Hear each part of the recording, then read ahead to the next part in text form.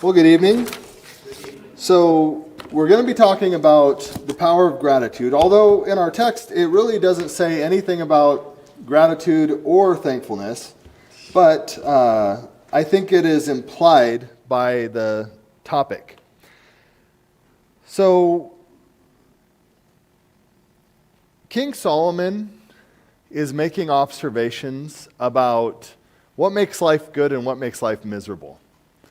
And as he makes these observations, a pattern emerges of what people are doing that become problematic in their life. And really, to give the answer at the beginning, is the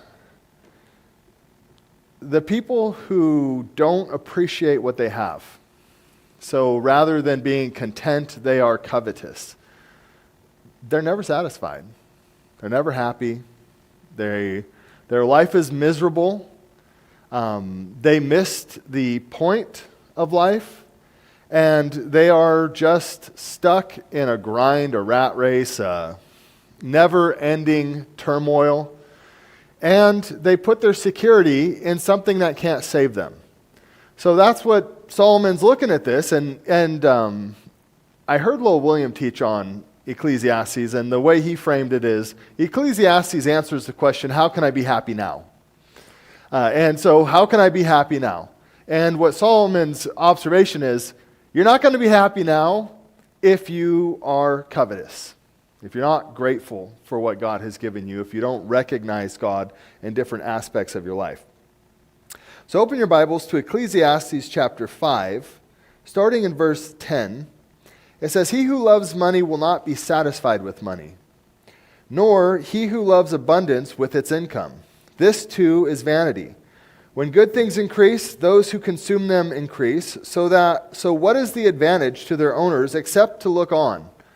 So he says, those who love money will never be satisfied with money. And it made me think about when I was a kid, I used to like DuckTales, and you got Scrooge McDuck, and he had the giant money bin he would like dive into and swim in, and he's got his dollar bills, he's like kissing them, and he loves money. And there are people who love money, and you think, well, what does it mean to love money? It means to prioritize it, to seek its well-being, to try and accumulate it, to even people who don't have money love money because they think, if I had money, then I'd be happy. Or what's the saying? Money doesn't buy happiness, but it solves 99% of the problems that cause unhappiness. There's all those kinds of sayings in life. But what Solomon says, he who loves money will never be satisfied with money. You're never going to have enough. It will never fill you the way you think it will fill you. Because to love money means you need to be covetous, right? You need to have this desire for something, and it's not a fulfilling desire. And it says, so he who loves money will not be satisfied with money, nor he who loves abundance with its income. Abundance is, so money is pursuit of maybe particularly like we have dollars and coins, right? That's money. Abundance would be pursuit of possessions. Once I collect all the Pokemon or whatever, once I get the truck and the car and the motorcycle and the boat, once I, whatever it is, have all the Beanie Babies or whatever, people fill their house with stuff, right? Once I get the next purchase, then I'll be satisfied. And what Solomon observes is, you're never going to be satisfied. The abundance is not going to fulfill you. This is a waste of time. This is vanity. This is emptiness. This is pointless. This doesn't profit. Then he makes an observation about it. When good things increase, those who consume them increase. Have you ever noticed the more you have, the more you need? Well, this happens a lot with people who win the lottery. They get all this money, they think it'll last forever, so they go out and buy all sorts of big things. They buy a couple $1 million home. Well, guess what? If you have a couple $1 million home, your power bill's more, your landscaping's more, your water bill's more, your HOA dues are more. The people who, when I was young and ambitious, we went to a Street of Dreams and I found a house I really liked. I probably didn't like the whole house because the only thing I remember about it is it had like this round office, and if you pulled open the desk drawer and put in a code, the round bookcase popped open, and it had a spiral staircase that went down to an underground man cave in the house. And that's what I liked. That's all I remember is that. So that's probably what I liked about the house. But it was a big old house. It was like probably 7,000 or 8,000 square feet. And I was talking to Mel. I was like, we should get a house like this one day. And she's like, I'm not cleaning it. And it never even occurred to me, when you got 7,000 square feet, that's a lot more house to clean. And it makes me think about it, like, her saying that really changed the way I think about houses. Because I don't want to clean it either. So anyway, but when good things increase, those who consume them increase. So what is the advantage to their owners except to look on? And so there's two ways this can be taken. It's either to look on like, well, I guess I got to get more. Or the other way is everyone's trying to take my money. I got to guard it all the time. I got to be careful. And so I have this, this Scrooge here, and he's giving someone the side eye thinking they're trying to take my money, or they're trying to he's working for me, but he's trying to waste my money by not working the way he should be working, but you have to constantly be suspicious, constantly be watching, constantly protecting, because this is the goal in your life. So what he says is, what a waste of time. And that disposition is a disposition that isn't grateful. So look in verse 12.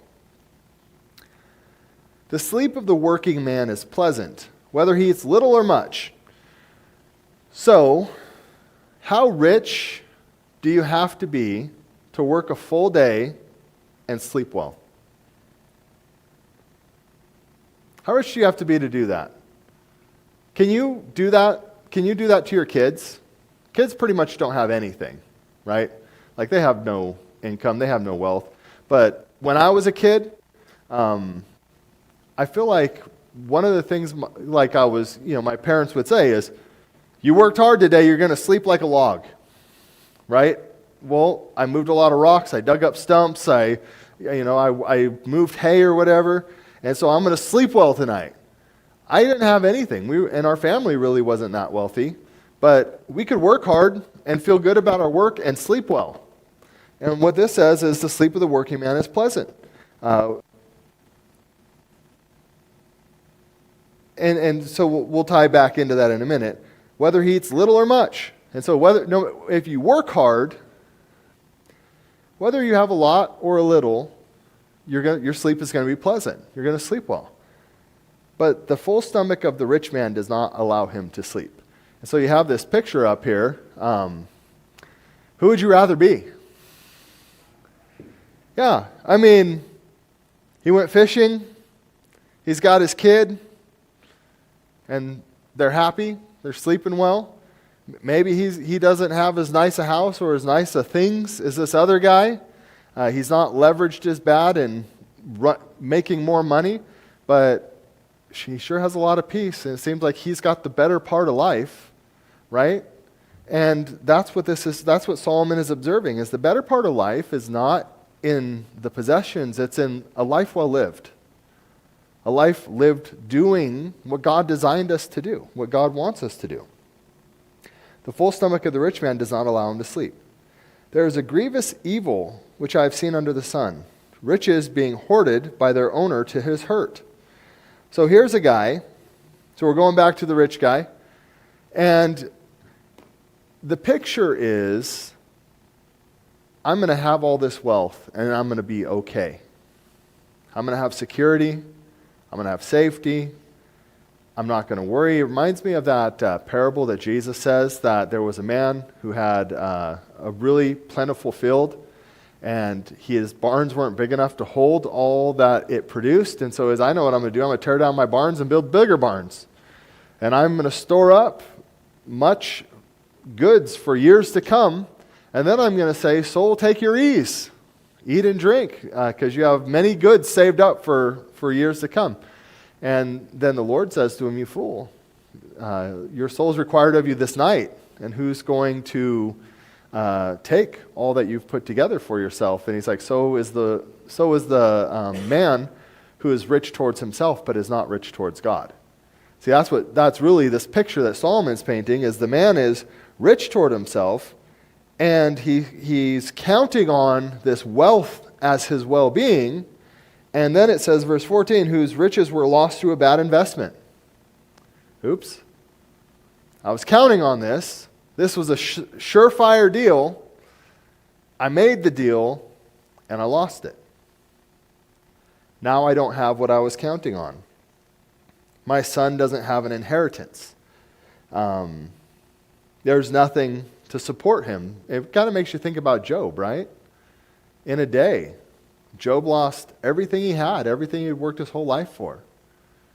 If Job didn't have a relationship with God, his wife would have been right. Curse God and die.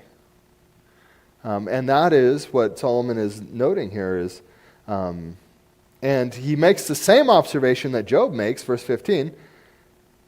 As he had come naked from his mother's womb, so he'll return as he came. He will take nothing from the fruit of his labor that he can carry in his hand. This is also grievous evil. Exactly as a man is born, thus he will die.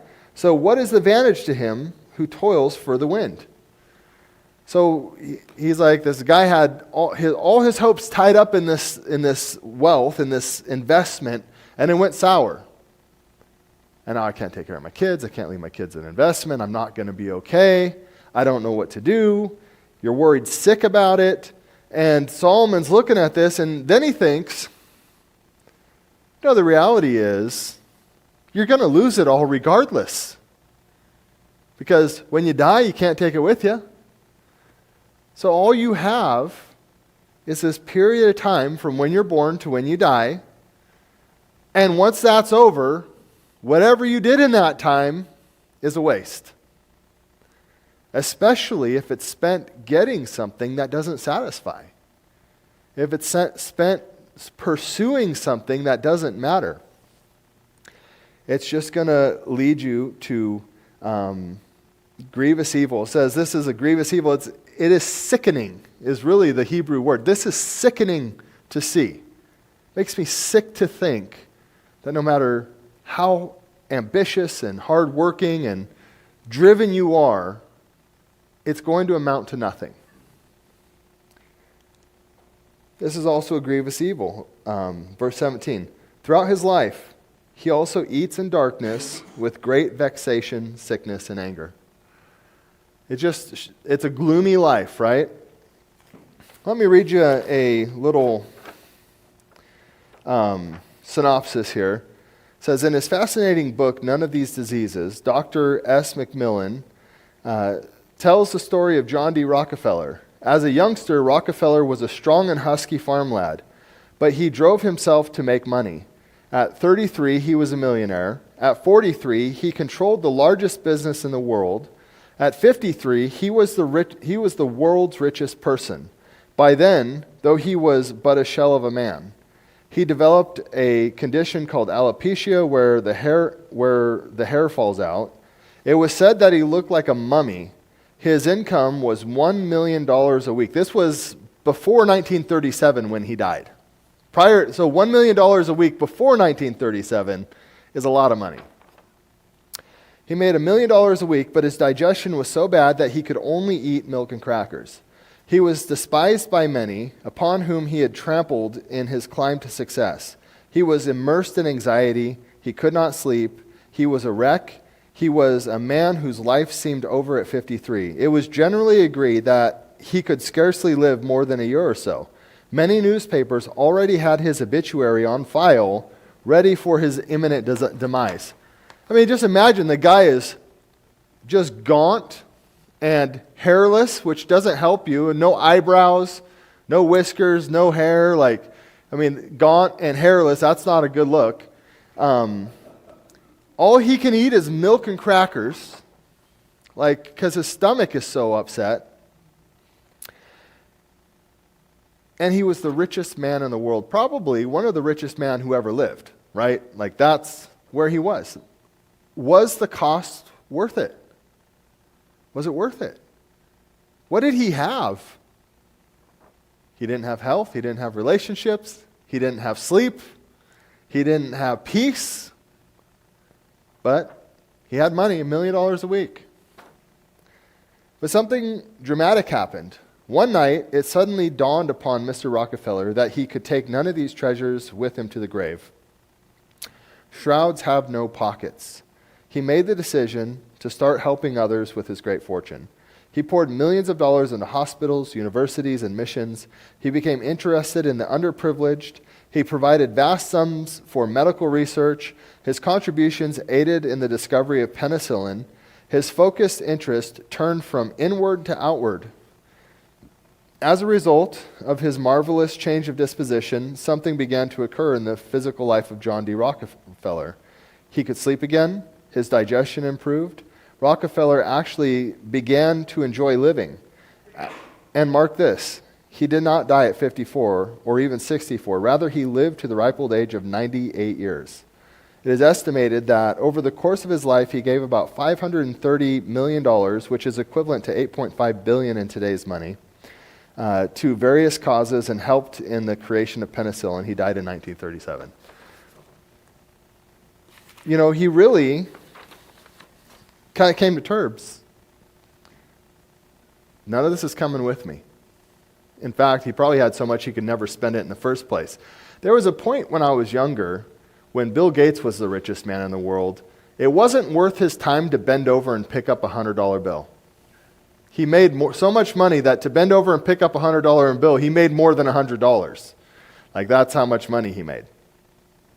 So but Rockefeller wasn't happy. But when he changed his disposition towards his wealth and started using it for others rather than trying to keep it for himself, that marked improvement. Even though likely he was just a godless man, but even in that state, you know, the changing your disposition to being outward facing than inward facing makes a difference. And that's really what Solomon is observing here is if you live your life for yourself, it's with great vexation, sickness, and anger. So let's look in verse 18.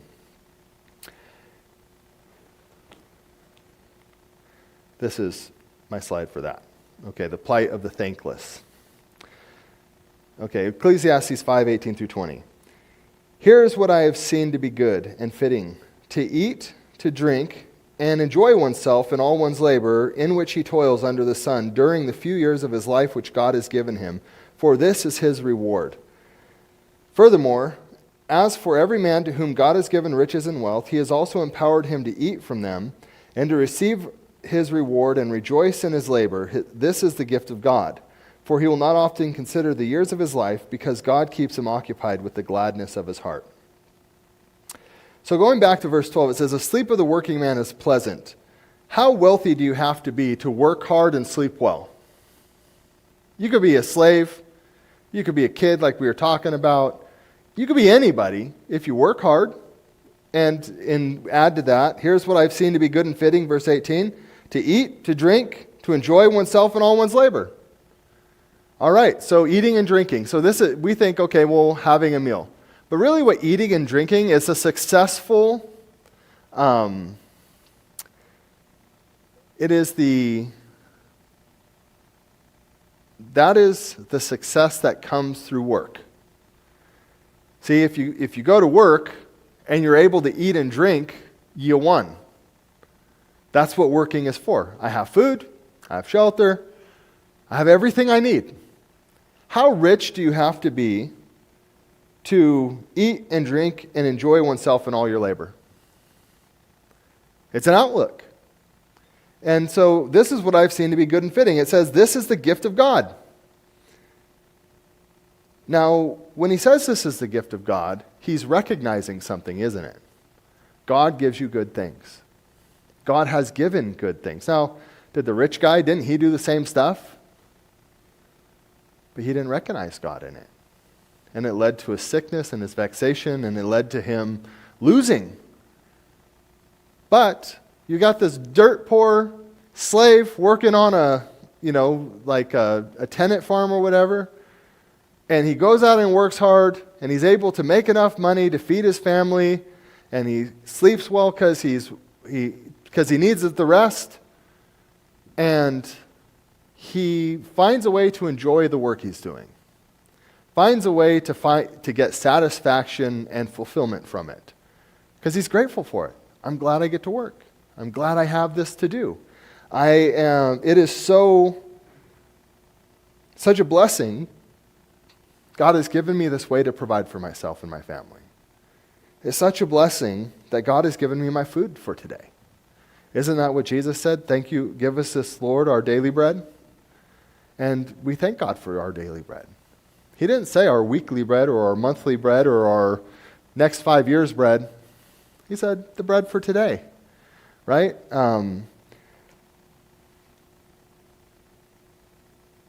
This is what's good.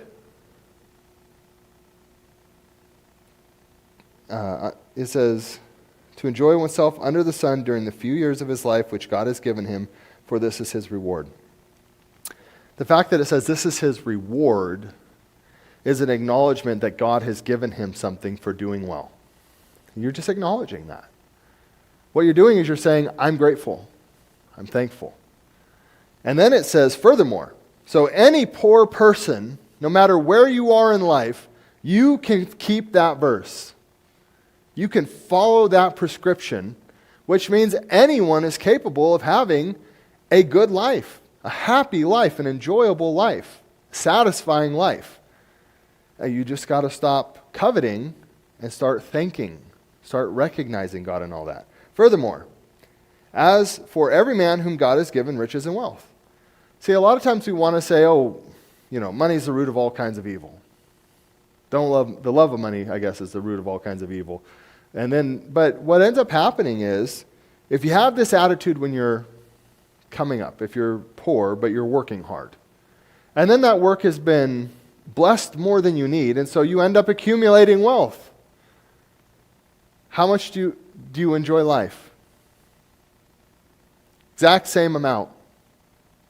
If you're truly grateful when you had little, doesn't matter how much you have, you're the same amount grateful. Right? Because it's not about the wealth. It's about recognition of God in your life. And if you can recognize God, then you can have happiness and satisfaction. It says, furthermore, every man who God has given riches and wealth, he has empowered him to eat from them. So eat and drink and tell yourself your labor is good. And to receive his reward and rejoice in his labor. Exact same thing. No matter how much you have. And so, you start out and you say, if you can be faithful in a little thing, and you can learn to be grateful with little. What Paul says in 1 Timothy 6 is, godliness is the means to great gain if it is accompanied by contentment. As long as we have food and shelter, with these things we shall be content. With these things we'll give thanks to God. And if we give thanks to God, our life will be good. 20. He will not often consider the years of his life, because God keeps him occupied with the gladness of his heart. So, I like this, because it shows us where to start, and it shows us, doesn't matter where you're at, because the end goal is to eat and drink and say your labor is good, to share your good things with the people around you, the goal, and to recognize God in all of that. The goal is not to accumulate, and so that's what Solomon is contrasting here. So now we're going to go to an extreme example. And I have my water poured out in a desert. Okay, I'm going to cultivate a desert. So I take a ball of water and I pour it out. How much good have I done? How many times can I do that and the desert doesn't change? It's pointless. A desert is a desert because water doesn't make a difference. Sometimes there's water in a desert, but it's going to end up drying up and being lifeless. So that's what we're talking about here. Those who even God can't bless. It's interesting. You think, God can't do anything, right? He can't lie, can't contradict himself, can't, a contradiction there. People like, can God create an object too big for even God to move? Can God make a round circle? No. Yes, he can do that. Can God make a round square? That's the question. No, because those are contradictions, right? But another thing God can't do is he can't bless an ungrateful person. 6 verse 1. There is an evil which I have seen under the sun, and it is prevalent among men. A man to whom God has given riches and wealth and honor, so that his soul lacks nothing of all he desires. Yet God has not empowered him to eat from them, for a foreigner enjoys them. This is vanity and a severe affliction. If a man fathers 100 children and lives many years, however many they be, but his soul is not satisfied with good things, and he does not even have a proper burial, then I say, better the miscarriage than he. What's wrong with this guy? Did God just block him? Here's all this wealth, but you don't get to spend it. No, that's not what happened. The man is covetous. He's ungrateful. Is the desert grateful for the water that gets poured? You dump out the bottle of water. Is the desert grateful for that water, or does it just consume it and then you need more? It just goes away, right? Verse 4. Better the miscarriage than he, for it comes in futility and goes into obscurity, and its name is covered in obscurity. It never sees the sun. It never knows anything. It is better off than he. Because even if the other man lives 1,000 years twice and does not enjoy good things, do not all go to one place? All a man's labor is for his mouth, and yet the appetite is not satisfied. So, it says that God has given him riches and wealth and honor. His soul lacks nothing that he desires. God has given him 100 children. So if you go back to Solomon's day, if you read the blessings and the curses of Israel, the blessings were fruitful fields, fruitful families, fruitful animals, everything reproduces. This man reproduces 100 kids, long life, 1,000 years twice, 2,000 years. He lives 2,000 years. And he has everything his soul he could ever ask for. Just completely saturated. God is just pouring water into a desert, just pouring water, bucket after bucket after bucket. And God is bringing a lot of water for 2,000 years. That man is worse off than a miscarriage. Stop and think about that. Why? Because he's not grateful. He doesn't stop and say thank you. If you don't stop and say thank you, then God's blessings are wasted on you. If you don't stop and acknowledge God in your life, God's work is wasted because he couldn't give you enough if you don't have a grateful heart. He couldn't give you enough, and that's what Solomon is pointing out. So let's go ahead. Those who even God can't bless. Let's reverse the narrative now. The man has everything he wants, but if you're the man in the desert now, the water bottle isn't dumped out, you're the man in the desert, and you come across this little bottle of water. How happy are you?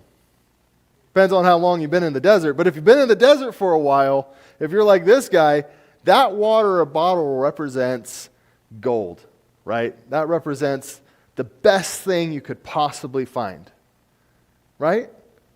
There's never too little that you could be grateful for. What would your life be like is if you were just profoundly grateful for every little thing? I have a friend, and he likes to go to thrift stores. And if he finds a cart with wheels, he's beside himself at a thrift store. He got one, and we used to work out together, so I was in his garage. And he got one. Look at what the Lord blessed me with, Steve. I found this at a thrift store and it was a great deal and it wheels around. Like, he was so excited and thought, God put this in the thrift store so I could find it that day. Like, that's how he acted. And that cart with wheels on it just caused him to glorify God. Thanking God for little things. There's never going to be too little that you can't thank God for. God's blessings will always be noticed. This man never noticed God's blessings, but if you reverse the narrative, God's blessings will always be noticed. This man spent his life in such worthless activities, Solomon had to conclude a miscarriage is better than him. Why? Because at least the miscarriage didn't waste its time. The miscarriage didn't have to be miserable all that time. The miscarriage didn't know anything. All this guy knew was misery. And so, but if you reverse that, is time is well spent during life. You spend your life doing what God says to do, enjoying what he gives you, appreciating your work, appreciating your family, taking time to recognize the good that's all around you on a regular basis. And even though this man had no difficulty, and endless suffering, in fact, Solomon says, this is vanity and severe affliction. If you reverse that, you have endless joy even through difficulty. Because even in the difficulty, you can find something to be grateful to God about.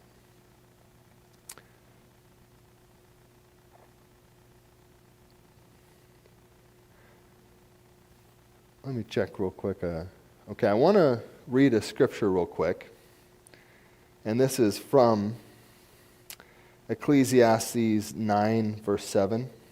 This is kind of Solomon's conclusion, but I like this conclusion. It says, "Go then, eat your bread in happiness, drink your wine with a cheerful heart, for God has already approved your works. Let your clothes be white all the time. Let not oil be lacking from your head.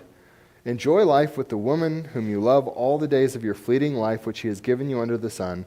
For this is your reward in life, and in your toil in which you have labored under the sun. Whatever your hand finds to do, do it with all your might. For there is no activity or planning or knowledge or wisdom in Sheol where you are going." So, what's he say? Here's how you live a good life. Eat your bread in happiness. Have a cheerful heart. God's approved your work. I just think that's kind of getting rid of all the clutter of life and realizing when I eat this meal, it's because God has approved my work. And God has decided I'm going to reward you for doing something well, for doing that. Let your clothes be white all the time. White clothes is celebration. And this just says, take time to recognize and celebrate things. Well, not celebrate yourself, but maybe like your family, your church, your God, your blessings. Like celebrating and being grateful kind of go hand in hand. It's a recognition of good. He says, let not oil be lacking on your head, is make sure it's not about luxury, it's more about enjoying what God gives you.